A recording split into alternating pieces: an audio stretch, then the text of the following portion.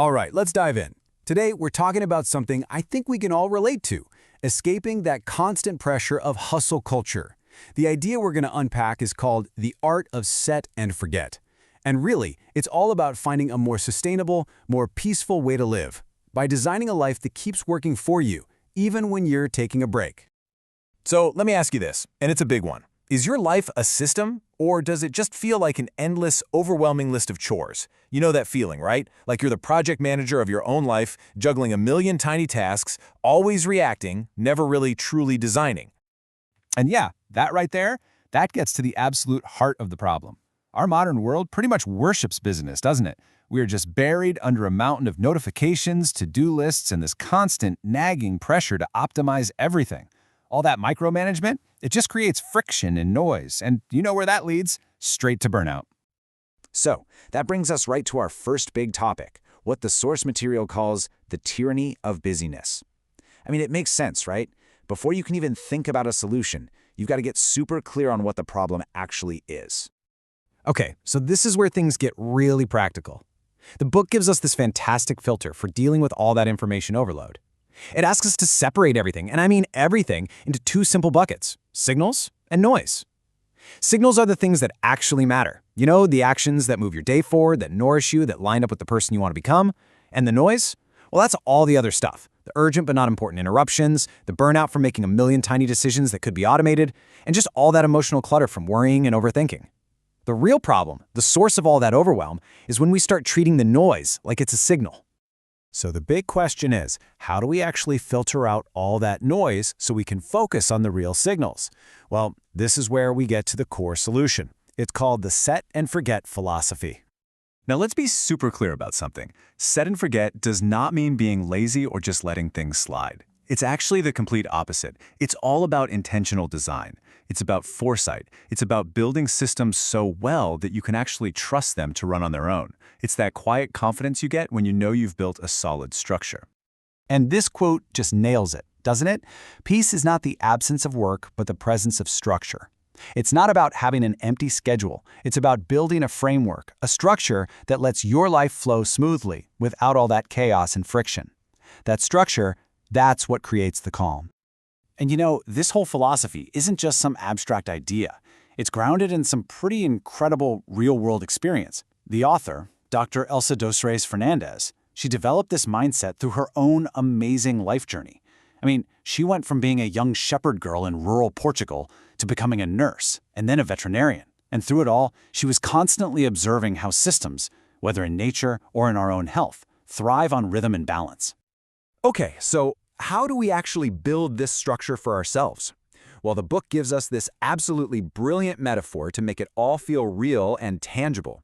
It asks us to think of our life as a living organism. Think about it. In any living thing, everything is organized in layers, right? Your heart beats, your lungs breathe, all without you having to consciously think, okay, heart, beat now. It's because they're part of this amazing, well-designed system. And the idea here is that we can design our lives in the exact same way, starting with the tiniest little pieces and building our way up. So where does it all begin? With the cells. These are your micro-habits, the tiny, repeatable actions that are so small, they're almost effortless. We're talking things like drinking a glass of water first thing in the morning, or just doing a quick 2-minute stretch. These are the absolute fundamental building blocks of the whole thing. Okay, once you have your cells, they start to cluster together to form organs. An organ is just a bunch of those little habits that all work together for one specific purpose. So your morning rhythm, you know, where you stretch, drink that water, maybe make your bed, that's an organ. Your whole wind-down routine before bed, that's another organ. Then, you guessed it, those organs start working together to create your systems. A system is an entire area of your life that's running smoothly with its own rhythm. So think about your home system. That might include your routines for cleaning, for meals, for keeping things tidy. Or your financial system, which could automate your savings and bill payments. This right here is where that set and forget idea really starts to shine. And finally, the whole shebang. All of these systems integrate to become the organism, which is your entire life working as one coherent whole. This is the ultimate goal, right? When your home system brings you peace, your financial system gives you freedom, and your relationships bring you joy, life just feels lighter. The design you created starts to carry you. All right, so that's the theory, which is great. But what does this actually look like in the real world? Let's zoom in on a super relatable example, creating a house that pretty much runs itself. The secret sauce here is creating simple loops. These are just small, repeatable systems that stop chaos before it even has a chance to start. We're talking about simple stuff like having one designated basket where all the clutter goes, or a weekly meal plan so you're not stressing every single night about what to make, or even just automating subscriptions for things you always need. Every single one of these little loops removes a point of friction from your day. And what's the payoff for doing all this? Let me tell you, it's not about having a perfectly spotless house. It's about getting your time back. The book connects this to this beautiful Portuguese tradition called serões. These are quiet evenings where the family just gathers for crafts, for conversation, for connection.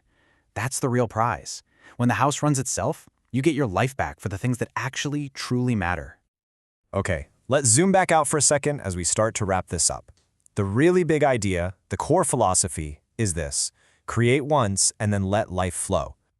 The whole point is to do that design work up front, right? So that later on, the systems you built can carry you. It doesn't matter if it's an automated savings plan, a recurring family calendar, or just a basic template for your week. You create that structure one time, and then, and this is the important part, you let go of the micromanagement. You just trust the system you built. But wait, letting life flow doesn't mean you never look at it again. Of course not. The system needs a little bit of gentle maintenance. The book has a great name for this, the Serenity Audit. And it's simple. Just 4 times a year, maybe align it with the seasons, you just take a quiet moment to tune things up. We're not talking about a massive overhaul here. It's just a quick look, a small course correction to make sure everything's still working for you. Because ultimately, this is what it's all about. This final quote just captures the entire purpose of this lifestyle so perfectly. The real goal here isn't about achieving some kind of perfect optimization or being in control of everything. It's about reclaiming your time and your energy so you can actually live your life more fully. So, I want to leave you with a question to think about. If we go back to that idea of your life as an organism, what's the very first tiny cell you can create for your own system? What's just one little micro habit you could start, maybe even today, that could become the foundation for a calmer, more intentionally designed life?